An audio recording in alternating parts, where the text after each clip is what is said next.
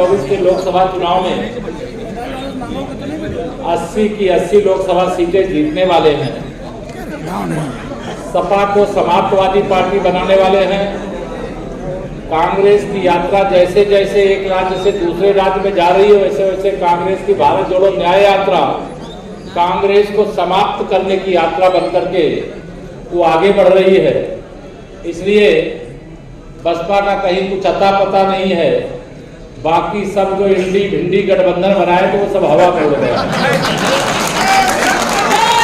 और आज ओबीसी मोर्चे के द्वारा जो कार्यक्रम रखा गया युवा संवाद सम्मेलन लखनऊ, इसमें हमारे प्रदेश सरकार में जो मंत्री भी हैं और ओबीसी मोर्चे के प्रदेश अध्यक्ष आदरणीय नरेंद्र कश्यप जी, जो भारतीय जनता पार्टी के प्रदेश महामंत्री हैं और पार्टी की ओर से जो ओबीसी मोर्चे के प्रभारी बनाए गए हैं, बहुत पुराने कार्यकर्ता हैं।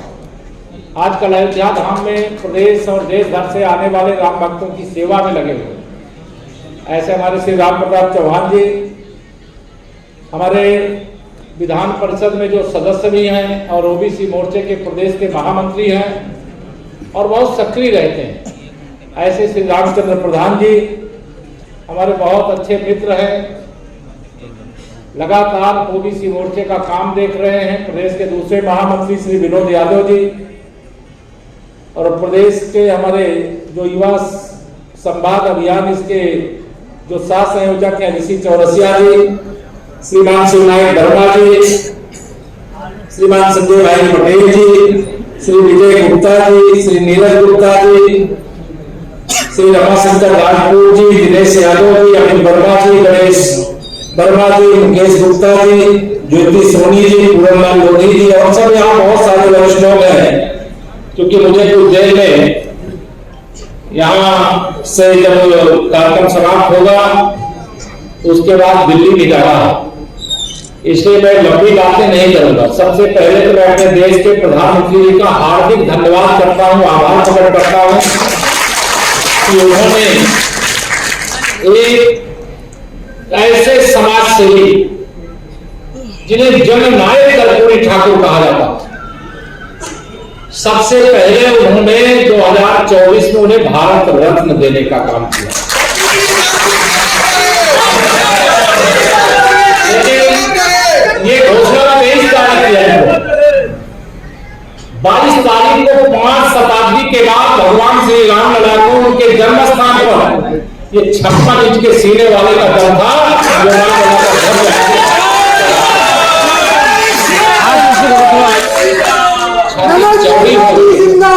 जिंदाबाद। 22 जनवरी को पूरा देश, पूरा प्रदेश, पूरी दुनिया का राम भक्त खुशी के आंसू बहा रहा था, बहा रहे नहीं। और यह शुभ दिन देखने का मौका अगर हमें मिला है तो माननीय नरेंद्र मोदी जी के नेतृत्व में केंद्र में सरकार बनने के कारण और आप सबके द्वारा बनाने जननायक कर्पूरी ठाकुर जी को भारत रत्न समर्पित करके, देश का सर्वोच्च सम्मान समर्पित करके जो ऐतिहासिक फैसला किया है। उसके बाद हमारे इसी उत्तर प्रदेश के लाल जिन्हें किसान नेता के रूप में जिन्होंने देश का नेतृत्व किया, ऐसे चौधरी चरण सिंह जी को भी भारत रत्न का देने का सम्मान किया। अर्थात बिहार, यूपी और उसके बाद दलगत राजनीति से ऊपर उठ करके सर्वोच्च नेता हमारे पार्टी के अध्यक्ष आदरणीय आडवाणी जी, उनको भी भारत रत्न का सम्मान दिया गया। उसका भी मैं अभिनंदन करता हूं। लेकिन कांग्रेस की सरकार के प्रधानमंत्री थे आदरणीय नरसिंह राव जी, उनको भी भारत रत्न देने का सम्मान अगर किसी ने किया तो नरेंद्र मोदी जी ने किया। जो किसी वैज्ञानिक के उनकी उपलब्धियों का भंडार, उसका वर्णन करने का समय नहीं है, उन्होंने भी भारत रत्न का सम्मान देने का काम किया है। सबका साथ, सबका विकास, सबको सम्मान, सबको प्रणाम करने का काम देश के प्रधानमंत्री माननीय नरेंद्र मोदी जी ने किया। 2024 में हम आ गए हैं। हो सकता है कि आज से 100 दिन बाद आपको डलवाना पड़े। ओबीसी मोर्चे के ये युवा संवाद कार्यक्रम में मैं पूरे विश्वास से कह सकता हूं कि आपके ऊपर 370 भारतीय जनता पार्टी की सीटों को जिताने का दायित्व है, 400 पार एनडीए को करने का दायित्व है।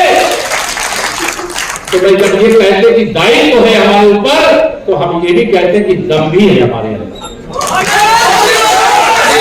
दायित्व भी है, दम भी है, और हमारे पास उपलब्धियों का अंबार भी है, वोट मांगने का अधिकार भी है। इस चुनाव में कोई जब लगातार 10 साल सरकार में रहता है तो सरकार के खिलाफ माहौल बन जाता है, और माहौल जब बन जाता है तो विपक्ष के नेता का पद भी इसी देश के अंदर कांग्रेस को प्राप्त नहीं हुआ, उनके सदस्यों की संख्या इतनी घट गई। लेकिन इस बार बताइए, क्या मोदी जी के खिलाफ कहीं हवा है क्या?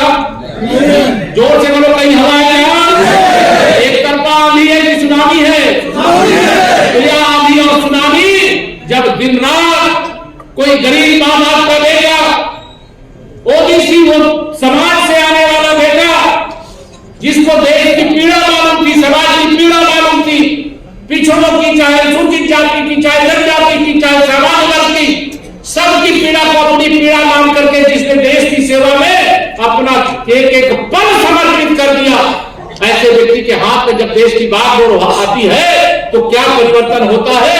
ये अभी हमारे नरेंद्र कश्यप जी ने काफी कुछ बातें आपको बताई, मैं वो बात दोहराना नहीं चाहूंगा, लेकिन आप इस बात को जानते हो।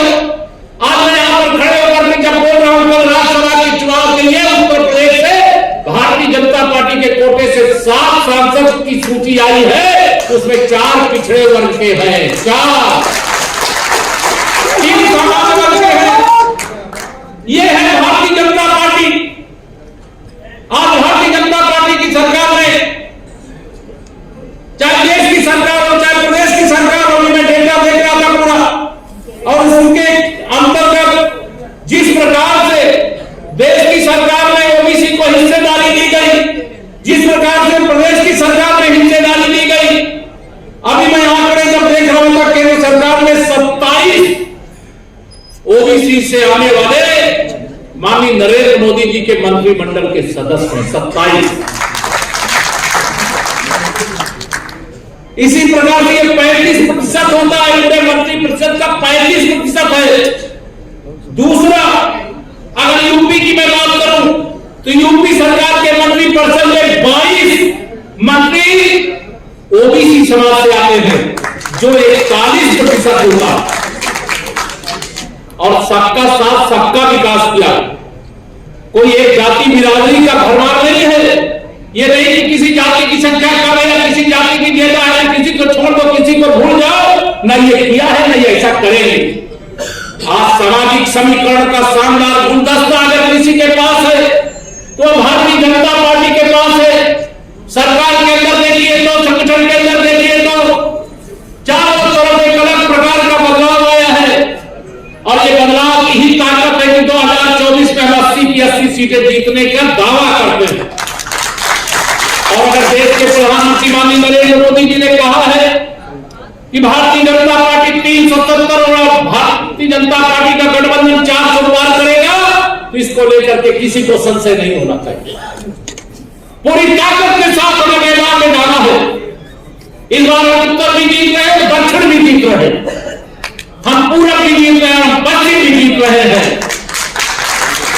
पहले मैं जब चुनाव करता था कि राजस्थान में 25 सांसद बनते, 25 जीत जा रहे हैं, गुजरात में 26 से 26 जीत जा रहे हैं, उत्तराखंड में 5 है तो 5 जीत जा रहे हैं, हिमाचल में 4 तो 4, दिल्ली में 7 के 7 जीत जा रहे हैं, हरियाणा 10 के 10 जीत जा रहे हैं। मैंने कहा यूपी क्यों पीछे है? पीछे रहना चाहिए क्या?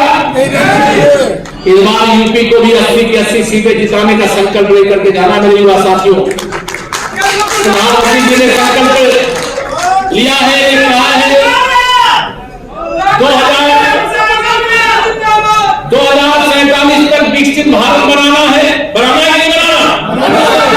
2047 तक विकसित भारत बनाना है, गरीबी से मुक्त भारत बनाना है, और 1000 साल की नींव डालना है। मतलब 1000 साल तक ऐसी मजबूत सरकार, देश का लोकतंत्र भी मजबूत रहे और देश भी मजबूत रहे, देश विश्व गुरु के स्थान पर पहुंचे, विश्व का नेतृत्व करे। यह माननीय नरेंद्र मोदी जी के नेतृत्व में जो नींव डालने का काम उन्होंने घोषणा किया था भगवान श्री रामलला के दरबार से, जब रामलला विराजमान हुए।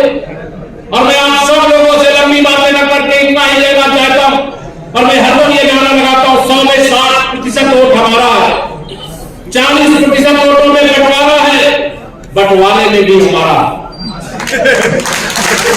क्योंकि हमने सबका साथ सबका विकास किया है, किया है नहीं किया है? अगर सबका साथ सबका विकास किया, सबका आशीर्वाद मिलना चाहिए नहीं मिलना चाहिए? वो आशीर्वाद लेने के लिए आपको नरेंद्र मोदी जी बनकर के घर घर जाना है, आदरणीय योगी आदित्यनाथ बनकर के, केशव प्रसाद मौर्य बनकर के, जो मंच में बैठे हुए जो भी पदाधिकारी है, इस रूप को धारण करके आपको घर घर जाना है।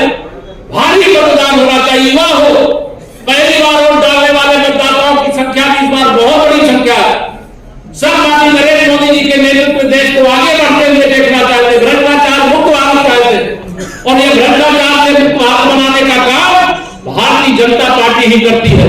34 लाख करोड़ रुपया लोगों के खाते में डीबीटी के माध्यम से भेजा गया। अगर यह सपा बसपा कांग्रेस जैसे बेईमानों की सरकार होती तो यह 15% तो भेजते देश के लोगों को, जिनके लिए योजना बनाते, 85% अपनी तिजोरियों में भर लेते।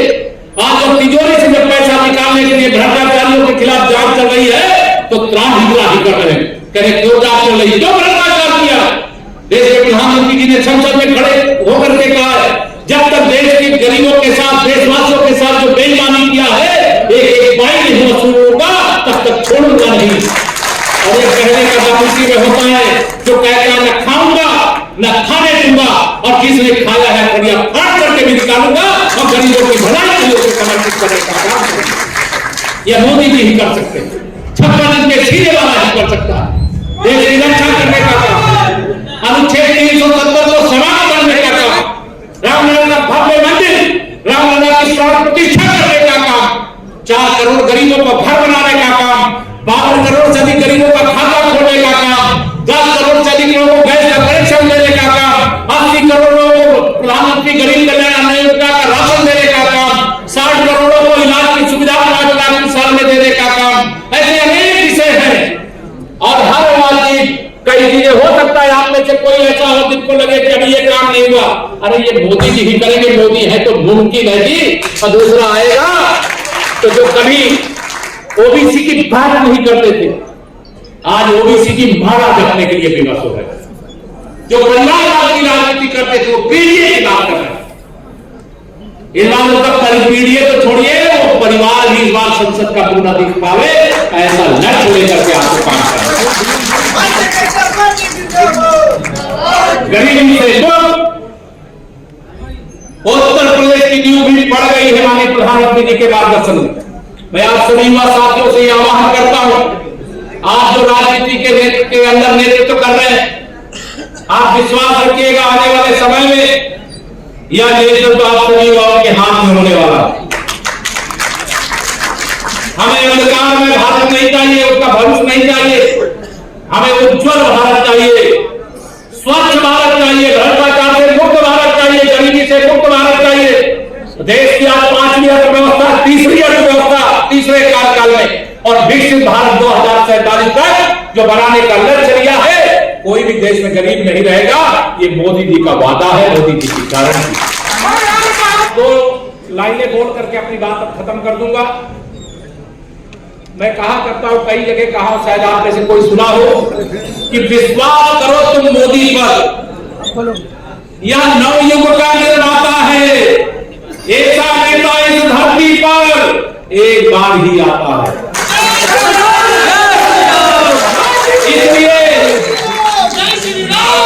इसलिए घर घर में खुशहाली पहुंचे, बस इतना फर्ज निभा देना, बाकी सब मोदी कर देंगे, तुम कमल का बटन ये